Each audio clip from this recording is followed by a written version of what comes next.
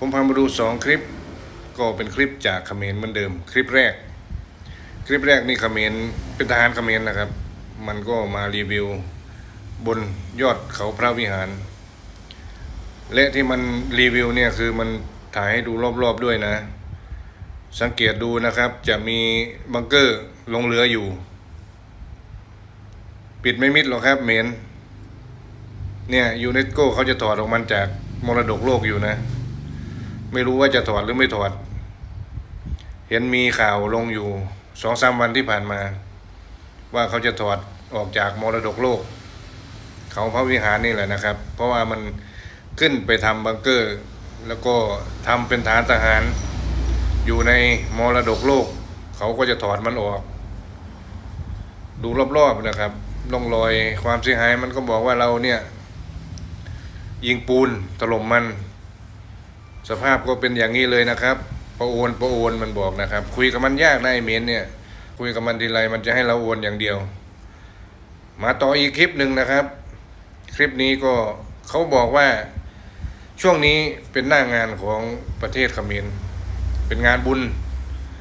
นี่นะครับหนุ่มๆสาวๆเขาก็มาเต้นกันนะครับอย่างมันเลยนะเนี่ยดูข้างหน้านี้นะครับไอ้คนถ่ายนี้มันก็ถ่ายแต่สาวๆเป็นหน้างานหน้าบุญนะครับช่วงนี้ของเขมรเขา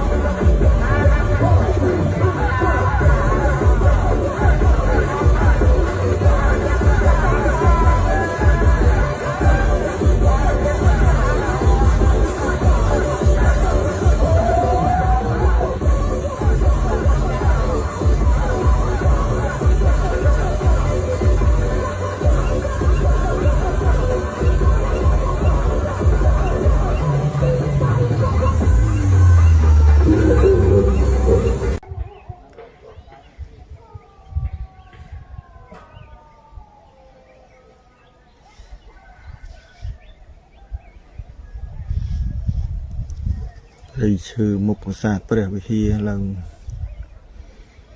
วิลกินน้ำเขียวสงัดสัตว์ประยมือประสาทวิไทยมาอัดเคยอย่างลังเบียมือวินองมาฉบับใจให้ยืงมือตะเวียก็ฉบับมองพระองค์มือหน้าไหลเครื่องจักรขังมุกงูซอมีเครื่องจักรมีไอ้นั่นแต่เฮียนไทยเวียโยเครื่องจักรมาชูชายเธอเพลย์ขนาดบอลซอเยอะกันหนอ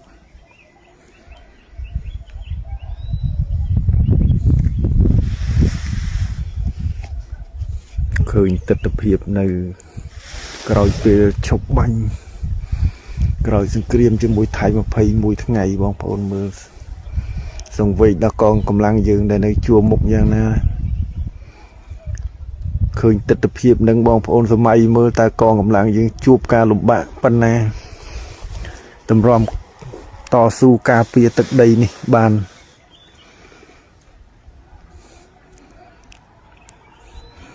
มันสนอกองกำลังยืนในชัวมุกวงพลผมผลิต